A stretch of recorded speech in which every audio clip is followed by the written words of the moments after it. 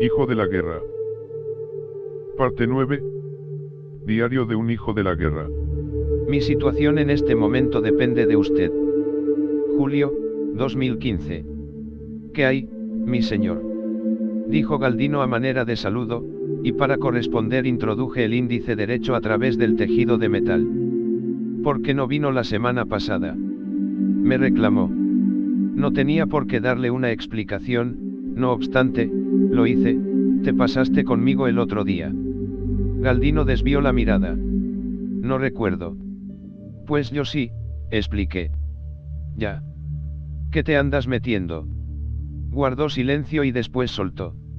Solo fue esa vez. El blanco de sus ojos se asomó con brillo detrás de la oscura malla metálica y volví a preguntar. ¿Te estás drogando de nuevo? Anfetas, confesó. Usted perdone. ¿Yo por qué? Por si lo ofendí. Debajo de la malla, Galdino hizo pasar un fajo gordo de hojas manuscritas. He seguido trabajando, fue su disculpa. Recorrí las páginas sin prisa, él no sé. Impacientó. La letra y las faltas de ortografía ya me eran familiares. Solo fue esa vez. Le juro que ya no consumo, mi señor. No tienes por qué darme explicaciones, corté de tajo. Se las quiero dar porque necesito que siga viniendo. No pasó desapercibido el uso del verbo necesitar. Hasta ese momento tomé conciencia de que lo había tuteado. Él, sin embargo, no se permitía responder con la misma confianza. Cuéntame, ¿por qué no tienes para pagar la cuota semanal? Ya le vino el pifas con el chisme. No respondí. ¿Se acuerda que le expliqué antes, mi señor? Si no le entro, pues me bajan, son las represalias naturales. El problema que yo tengo es que necesito protección. El pifas vive en el pueblo. La diferencia es que él no tiene enemigos allá afuera. Yo aguanto de todo, he dormido con 30 cabrones en un cuarto de 4 por 4 metros, eso no es nada. No me malentienda, no ando buscando privilegio. Mi bronca es con la familia Michoacana. Los que saben que estoy aquí dentro quieren romperme la madre. Un grupo de internos pasó detrás de él y los dos aguardamos hasta recuperar la privacidad. Hay otra cosa que no comprendo. Dígame, mi señor. ¿Por qué no tienes dinero? Sí tengo, y un chingo. Entonces, lo que me queda está escondido. ¿Podrías explicarme?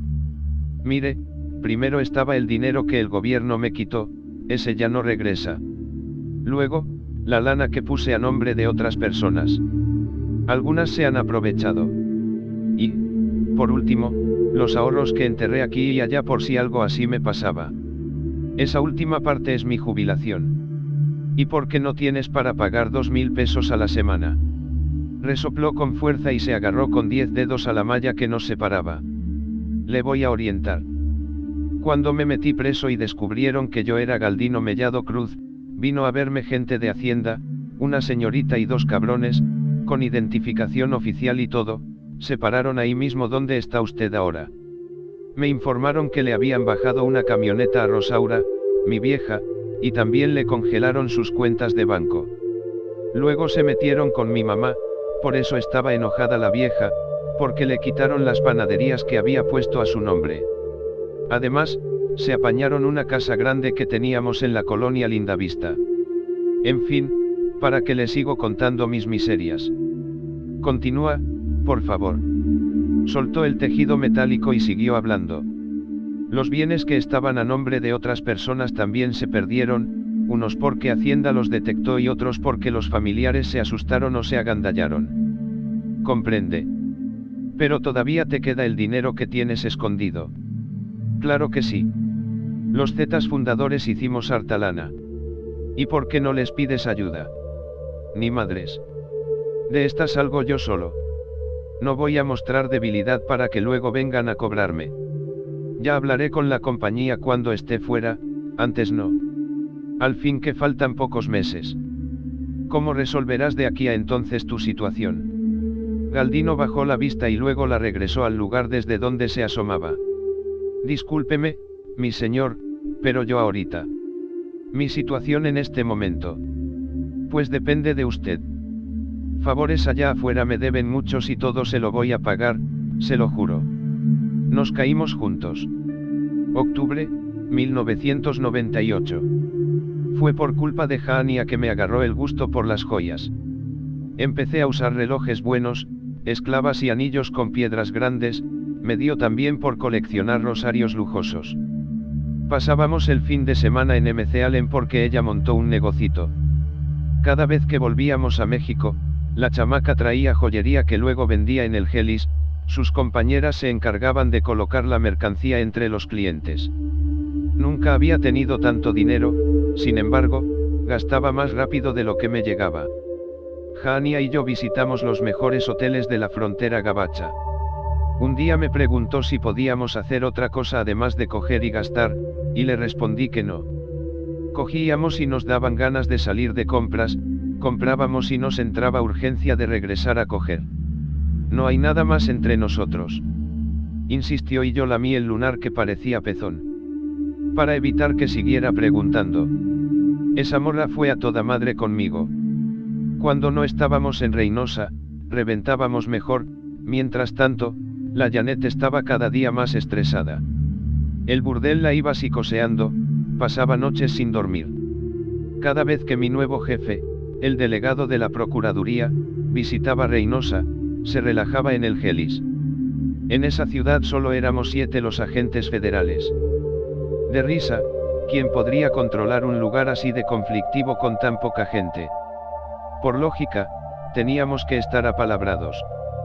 Yo analizaba mi situación y sabía que me estaban poniendo a prueba.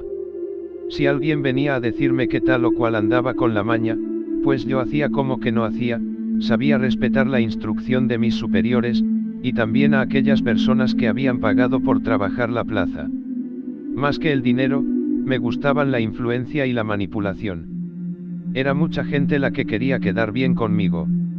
Cuando iba a un restaurante y no me gustaba la comida, aventaba el plato y a una voz los dueños corrían a la mesera que no me había tratado como merecía. Nunca más volví a ser hormiga. Desde que regresé del gabacho me convertí en lo que ahora soy, Galdino Mellado a mucho orgullo, el más mamón. No le llevé información al jefe porque la habría agarrado contra el Gelis, mejor la usaba para mi conveniencia. Por adelantado me enteraba de los cargamentos que cruzarían la frontera y también conocía los nombres de los ojetes que iban a morir. Gracias a Janet supe de las rencillas entre los mandos y entre los grupos que se peleaban la frontera. Pasé demasiadas horas dentro del cuarto de las televisiones, ahí. Conocí mucho de varios que nunca me conocieron. Por ejemplo, gracias a ese cuarto supe, antes que el mamito, cuando el coronel pidió su cambio a Saltillo, a Rejón no le gustó, pero cómo rezongar. El jefe le tenía ojeriza por alguna pendejada que ya olvidé. También ahí dentro escuché por primera vez hablar de Osiel Cárdenas Guillén, lo mentaron como un alto funcionario de la Procuraduría que andaba trabajando en Matamoros. Pero subestimé el riesgo de la patrona, como no iba a estar nerviosa la Janet conociendo tanto chisme. Neta que fue muy cabrón cuando Hania y yo nos enteramos de que habían encontrado su cuerpo tirado en el municipio de Miguel Alemán. Los hijos de puta que la levantaron arrojaron sus restos en un baldío y antes le sacaron los ojos. Fuimos al Gelis en cuanto supimos la noticia por la radio de mi camioneta. Hallamos vacío el burdel, la información había asustado a las putas y todas salieron por piernas. Tampoco estaban los guarros de seguridad. Pensé que podían haber sido ellos quienes pusieron a la patrona. Hania no paraba de llorar. La acompañé al departamento del último piso para que recogiera sus cosas. Me dio un pinche dolor de estómago cuando entré al cuarto de las televisiones, no me sorprendió hallar las pantallas rotas. El desmadre de Tamaulipas había entrado por la puerta principal al Gelis. Esa noche el burdel se convirtió en una casa habitada por fantasmas. Hania fue la última prostituta que pisó el lugar. No volví a verla. La mesa tenía 3 patas, y sin Janet era imposible que nuestra relación se sostuviera. La chamaca no quiso siquiera despedirse. Apenas salimos a la calle, tomó camino sola y sin voltear a verme, ni cómo reclamarle. Abril, 2009. Era un cadáver condenado equivocadamente a existir entre los vivos y los fantasmas del pasado que hincaban los dientes en mí. Pasaba los días escondido en la habitación de un hotel, no me apetecía comer otra cosa que chicharrón, huevo y tortillas. Los demás se dieron cuenta, pero eran más tolerantes que el verdugo. También creyeron que con el tiempo me curaría, sin embargo, yo sabía que un mecanismo definitivo se había quebrado. Mientras tanto, simulaba porque conocía la regla, no es el individuo quien decide abandonar la compañía, sino la compañía la que abandona al individuo. Mi cerebro parecía de atole y cada noche era peor la confusión, por momentos. Odiaba y en otros me aplastaban la tristeza y el miedo. No me desvestía para meterme a la cama, como había visto hacer al M, ahora yo dormía con todo y botas. Debajo de la almohada escondía una pistola y entre las sábanas abrazaba un cuerno de chivo. Intenté hacerme frotamientos de cabeza para expulsar las visiones, pero los santos decidieron pasar de mí. Probablemente mi H no había logrado resucitar en Chiapas. Quise mirar hacia otro lado y tampoco pude, atrás quedó la vieja orilla y del otro lado del río no había nada. La desconfianza era tan canija que debí protegerme de todos y de todo. Cuando caminaba por la calle me dio por creer que me apuñalarían por la espalda, extravié la capacidad para distinguir una amenaza real y pasaba horas obsesionado con los gestos o las palabras de personas desconocidas. También el remordimiento devoró mis sesos, habría querido no ser aquel sujeto que provocó tanto daño. Miré en televisión un reportaje sobre los Zetas y luego lloré durante 6 horas seguidas, las escenas de ese programa me hicieron recordar los pueblos que ayudé a erradicar, la memoria me devolvió la imagen de unos niños armados con palos y piedras para enfrentar al brazo armado del cártel del Golfo. Todos murieron en solo 5 minutos. Me asaltó también el huarache abandonado junto a una fosa donde fueron enterrados más de 30 cuerpos, igual escuché la súplica de un migrante centroamericano, cercenado de sus 4 extremidades por haber transportado droga para el enemigo. Después de lo ocurrido en el balneario, el verdugo autorizó que me trasladara a Monterrey. Ciertamente no quería tenerme cerca. El descenso al infierno se fue haciendo cada vez más pronunciado, me habría suicidado de no ser por otra prostituta, que apareció para salvarme. Nos conocimos porque le pagué para ser escuchado, nunca tuvimos sexo, pero ella supo soportar. Pasó días enteros dedicada a un hombre que hablaba de sí mismo llamándose puto, castrado, maricón, enculado y una larga lista de palabras parecidas, siempre referidas a mi falta de hombría. Aquella mujer consiguió más información sobre los Zetas y el cártel del Golfo que todo el aparato de inteligencia del Estado mexicano, detalles simples y también peligrosos secretos políticos.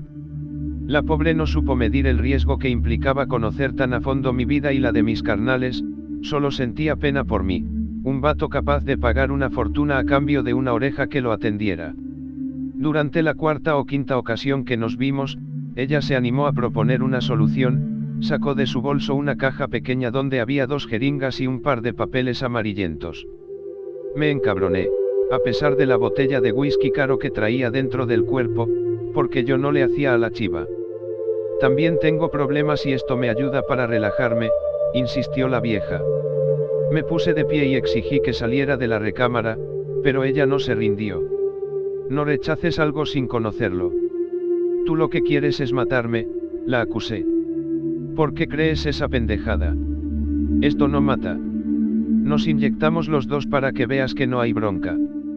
Caí hipnotizado cuando la vi cocinar la heroína, luego la observé colocarse una liga gorda en el brazo y decir: si suelto, la jeringa aventará todo y no podré ayudarte.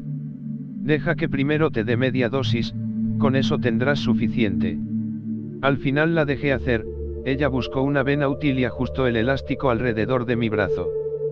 3, 2, 1, y experimenté un fuerte calor.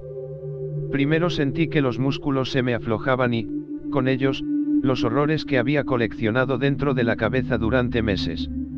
Estaba dormido y despierto a la vez, escuchaba los ruidos de la calle y del hotel, lo mismo que la respiración de la mujer.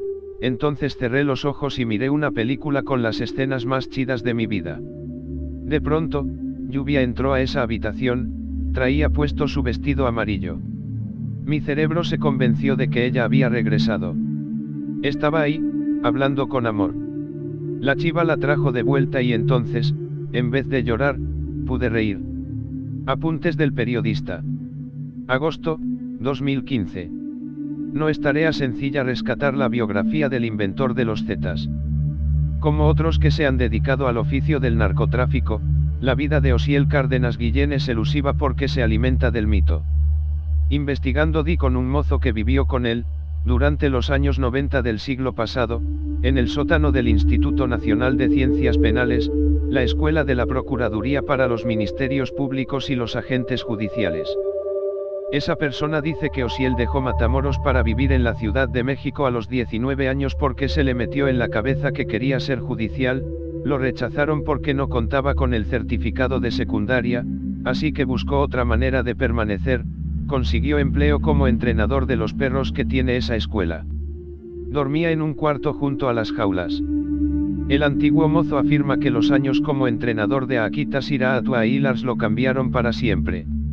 Ese empleo le permitió seguir insistiendo y un día logró volverse madrina, así llaman en el medio judicial al ayudante de los comandantes. Después, alguien con palancas lo ayudó para obtener una plaza como agente. Entonces buscó regresar a su tierra, Matamoros.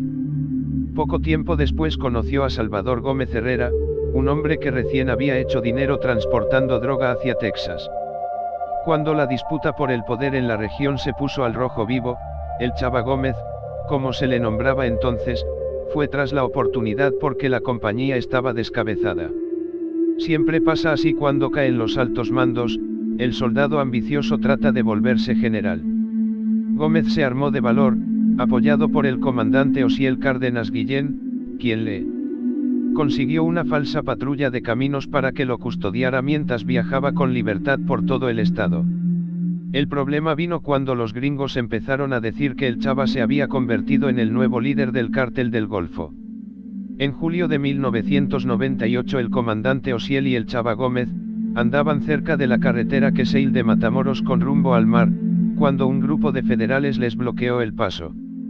El comandante Osiel bajó del vehículo y reconoció a varios de sus colegas, mostró su identificación oficial y pidió que los dejaran continuar. Pero no era él a quien buscaban, sino al otro sujeto que viajaba dentro del vehículo. A los dos los llevaron a la Ciudad de México a bordo de un avión de la Procuraduría y los encerraron en una casa de seguridad. Con sus influencias, el comandante Cárdenas consiguió que el COS entrara a visitarlo. El COS es Jorge Costilla Sánchez, uno de sus hombres más leales. Dice Galdino que él metió a la casa de seguridad una maleta con $150.000 en efectivo y con ese dinero pagó una gran fiesta donde hubo drogas, música y mujeres. El dinero sobrante lo repartieron entre los policías. Cuando los custodios estuvieron fundidos, el Chava y Osiel salieron caminando de la casa por la puerta principal. Al patrón le encantaba actuar la fuga, cada vez que llegaba a este punto de la historia se ponía en pie y caminaba faramalloso, moviendo las manos como si estuviera en una película de acción. En la calle los esperaba el COS, subido en un carrito jodido para pasar desapercibidos. Se fueron directo a la central de camiones y regresaron a Matamoros. Mientras tanto, en la Ciudad de México los agentes esperaron 5 días para dar aviso a sus superiores, porque sabían que en cuanto se diera a conocer la fuga serían arrestados. Pasarían un tiempo en la cárcel, pero sus familias no tendrían económicamente de qué preocuparse. La noticia de la fuga salió en la televisión y la Procuraduría puso precio a la cabeza de Salvador Gómez Herrera. El nombre Osiel Cárdenas no era todavía importante. Los engranes de la empresa estaban urgidos por volver a funcionar a toda su potencia.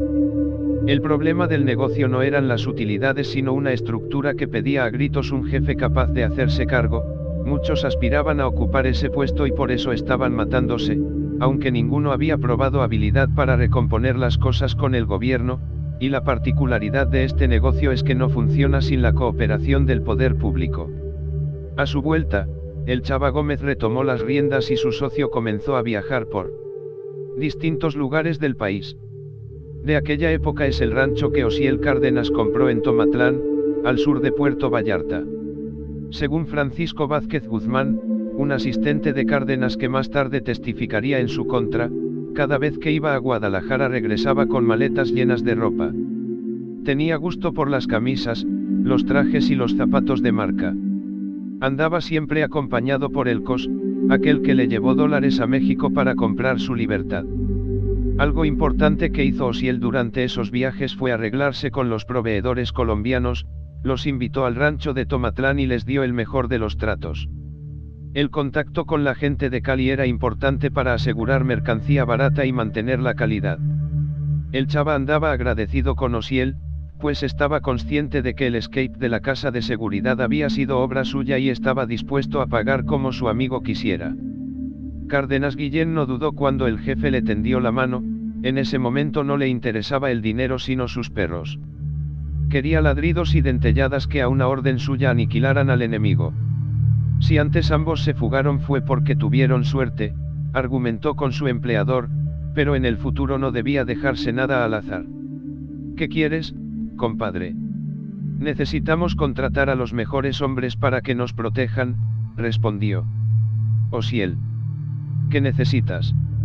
Chingos de lana, respondió el entrenador de perros. Nos está yendo de poca madre, así que con los dólares no hay pedo, cuenta. Francisco Vázquez Guzmán que concedió el Chava Gómez.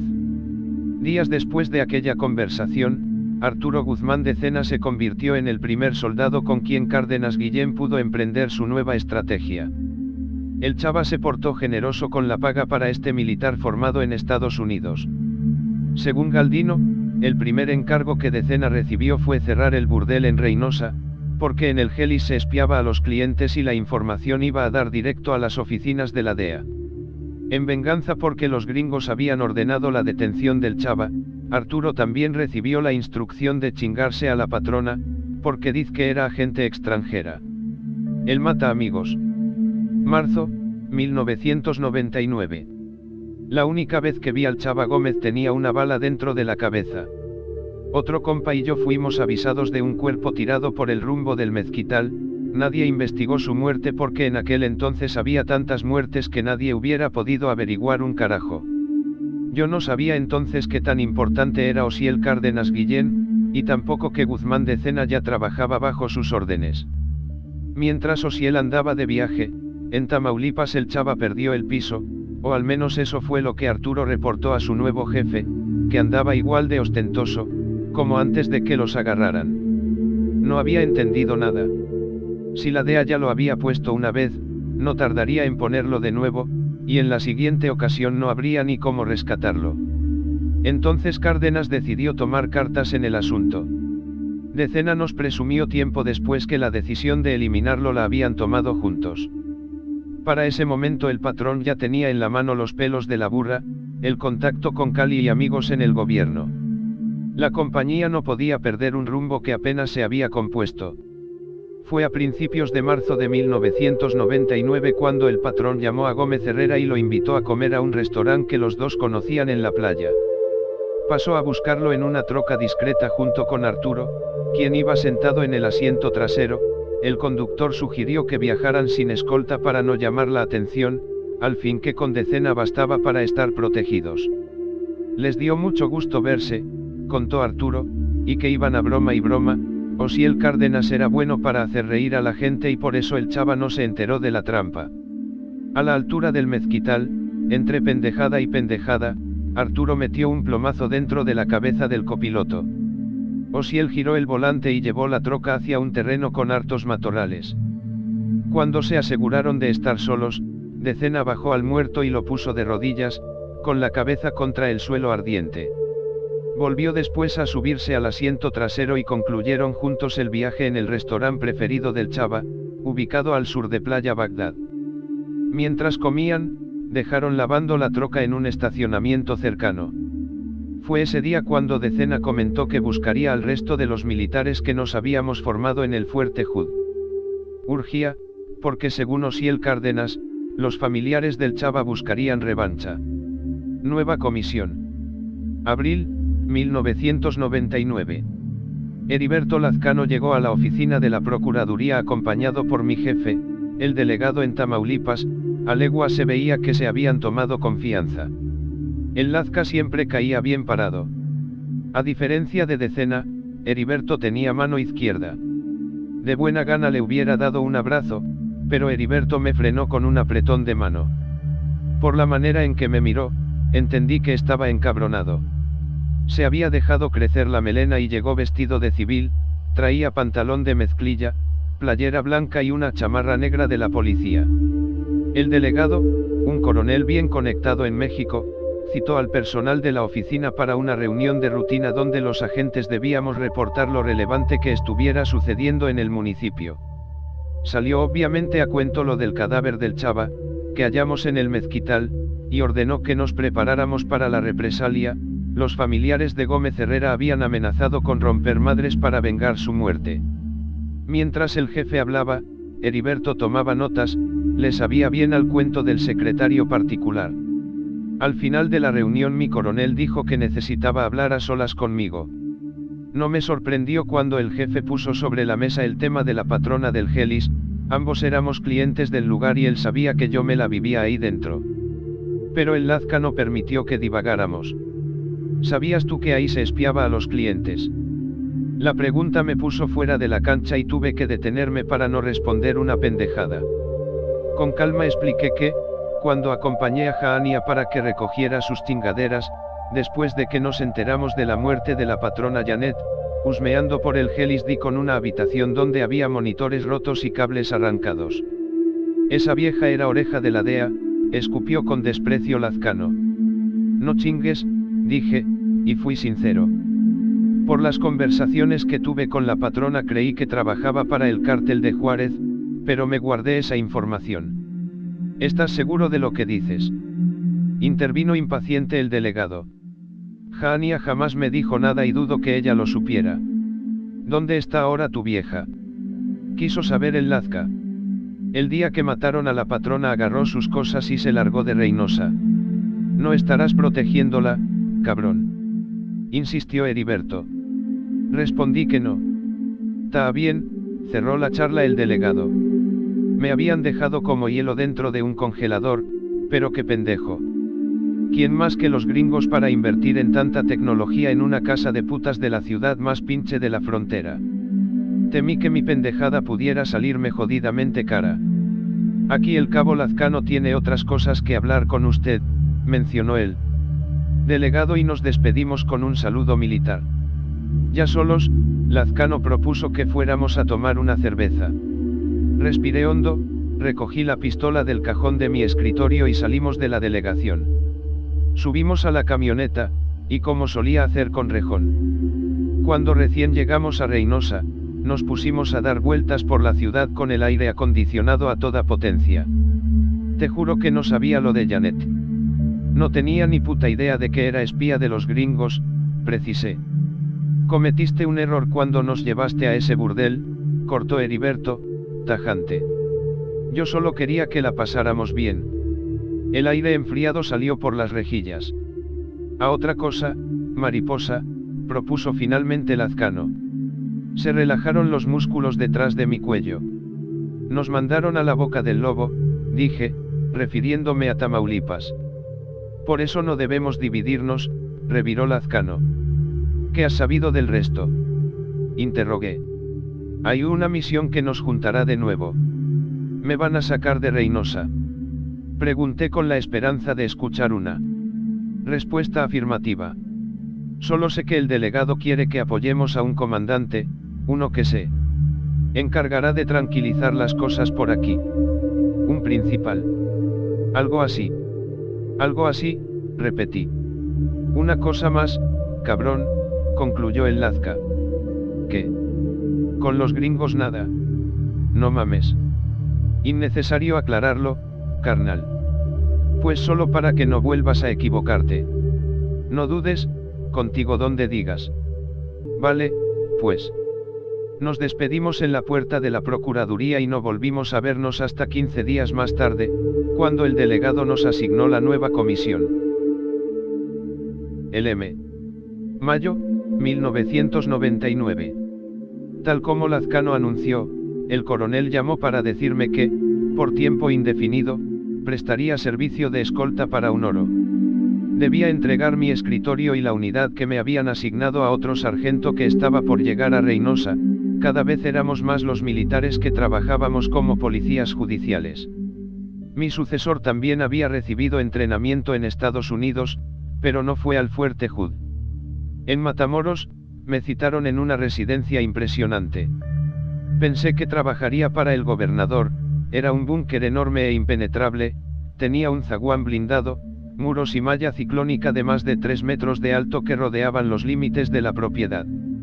Adentro, el jardín era inmenso, parecía un parque público, la alberca era larga y la casa principal tenía 3 niveles, debía hacer falta un ejército de empleados para mantenerla limpia, pero no vi a ninguno. En cambio, detecté a 9 hombres armados con rifles AK-47, cada uno acompañado por un perro de ataque. Los guardias llevaban pechera para guardar cargadores, granadas y pistolas 9 milímetros.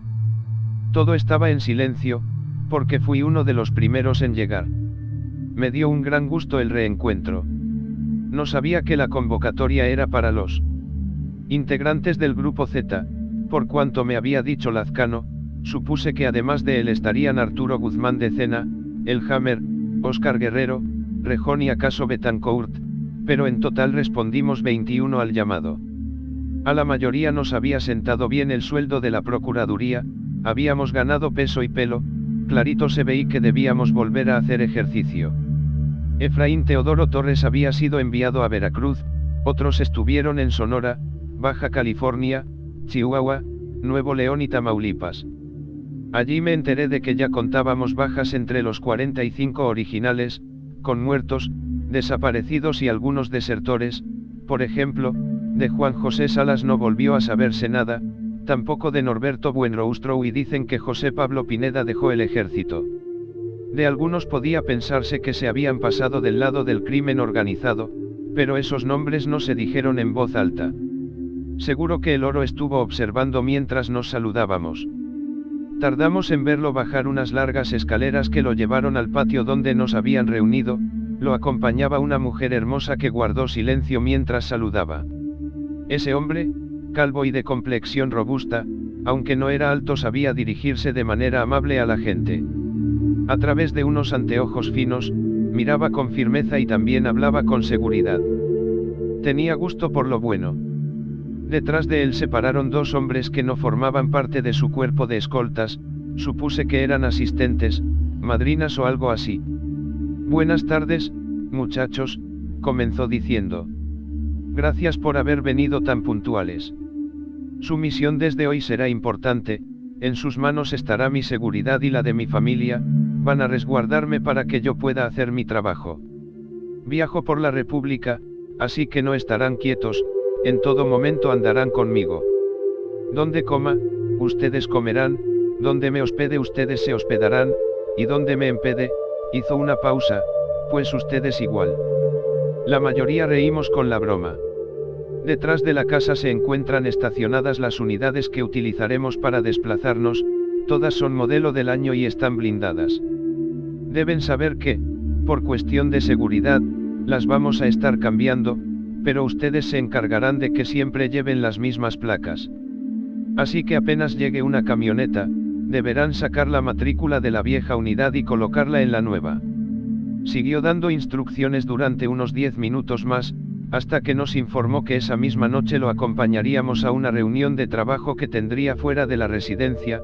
Contábamos con un par de horas para dejar nuestras cosas y asearnos en las habitaciones localizadas detrás de la mansión, junto a los estacionamientos.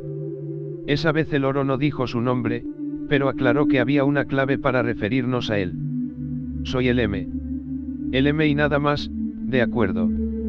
1 hora y media más tarde estábamos listos para recibir sus órdenes.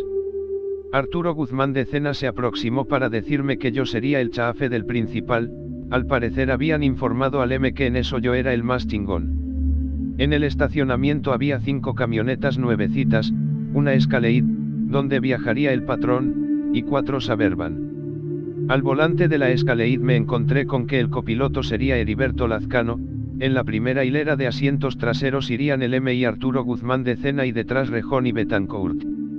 El resto de los escoltas se habían organizado ya en los otros vehículos de la caravana.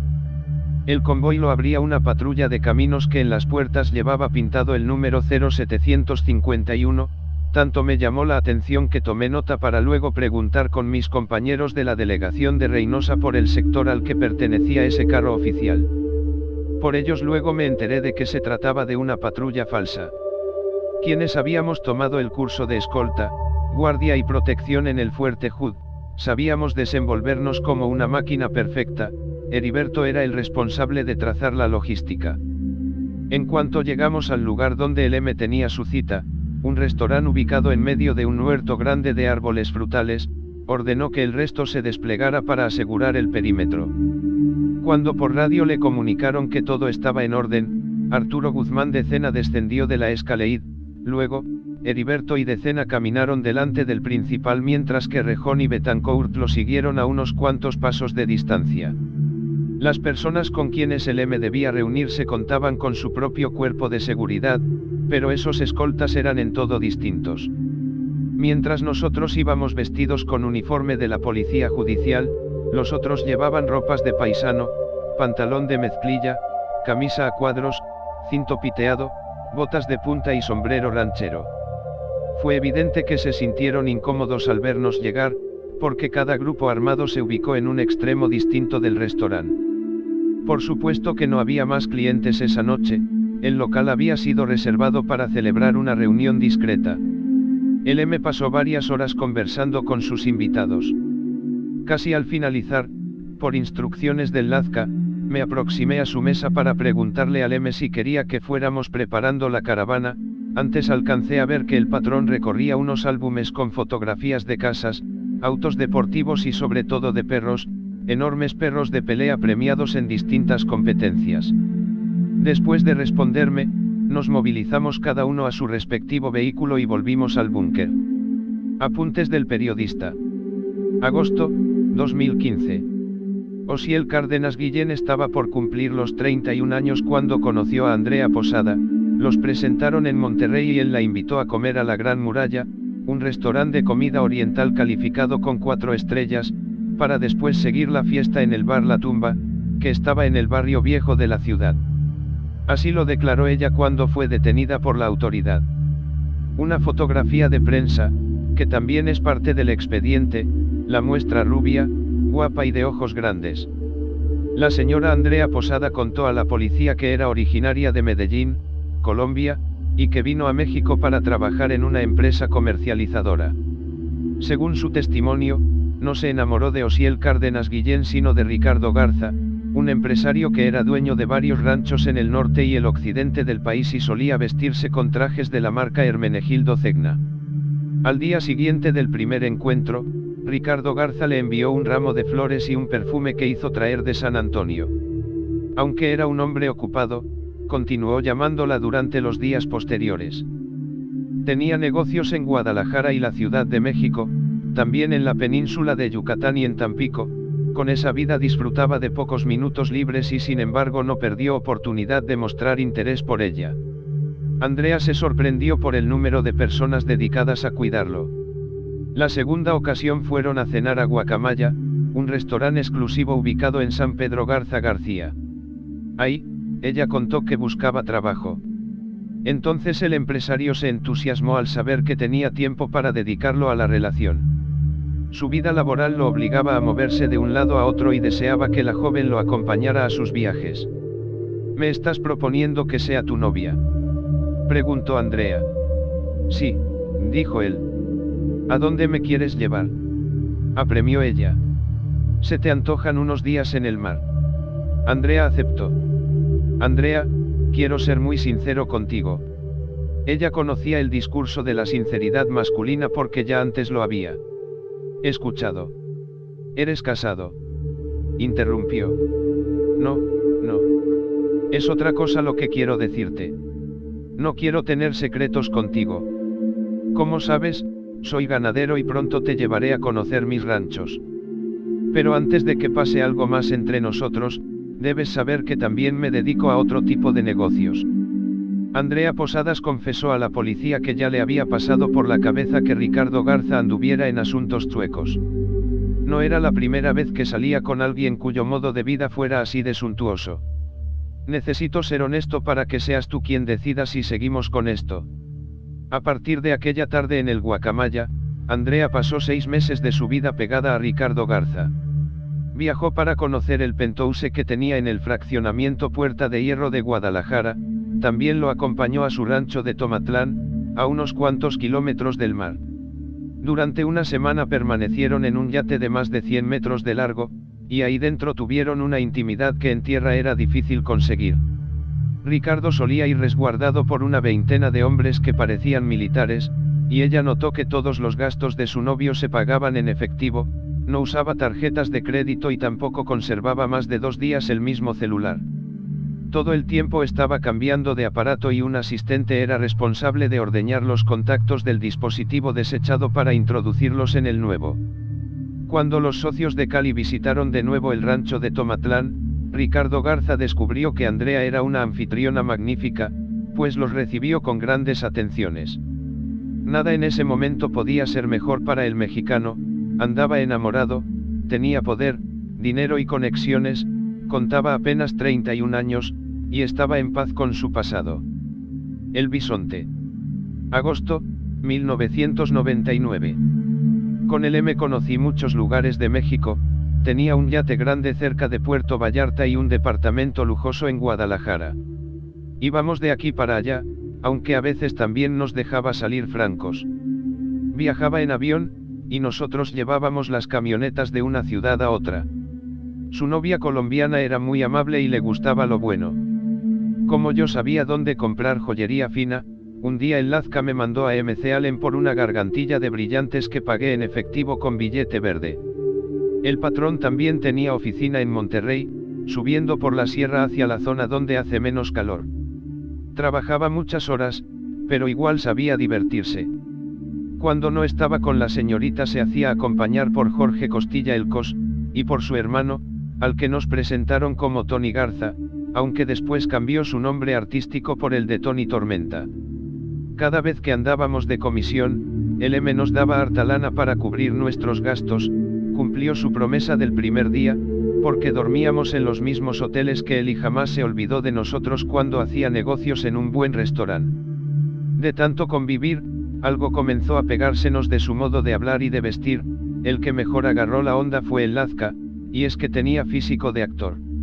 Le gustaba comprar revistas donde salía gente de las telenovelas, como Gonzalo Vega o Reimundo Ucapatilou.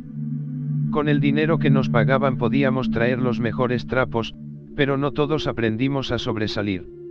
Un día fuimos a un restaurante donde vendían cortes de carne estilo americano. Estábamos en Monterrey y a Betancourt le entró hambre. Invitamos al Lazca y también a Miguel Treviño, que entonces era un vato flaquillo. Ninguno de los 4 sabía qué pedir, así que a la hora de ordenar nos fuimos por lo más caro. Tráenos bisonte, le dije al mesero, que abrió grandotes los ojos porque el pinche animal costaba buenos dólares. ¿Crees que no vamos a pagar?, pregunté, rencilloso. Sí, señor, perdone, lo que pasa es que no es común que los clientes soliciten este plato, pero ahora mismo ordeno a la cocina para que se los preparen. Betancourt se encabronó porque la comida tardó más de 1 hora en llegar. Distrajimos el hambre con botana y tequilas. Nos sorprendimos cuando los meseros pusieron 15 lugares más. Heriberto preguntó por qué lo hacían y el encargado del lugar respondió que el bisonte era un platillo para 25 personas. Justo explicaba esto cuando apareció un carrito que llevaba media vaca asada, acompañada de no sé cuánta chingadera. Y entre nosotros. Chale, ¿qué pedo? ¿Y ahora qué hacemos? Entonces a Miguelito, en esa época, así llamábamos a Miguel Treviño, se le prendió el foco y les dijo a los meseros: párenle, cabrones, no nos entendieron. El bisonte es para llevar. Gracias al vato evitamos que nos vieran como pinches jodidos en ese restaurante de gente panquezona. La verdad, todos tardamos en aprender el comportamiento que exigía nuestra nueva situación. Pagamos y metimos 20 kilos de carne a la camioneta, luego, en la primera barranca que encontramos, arrojamos el bisonte sin haberlo probado. Hijo de la guerra. Fue presentado por Voces del Narco.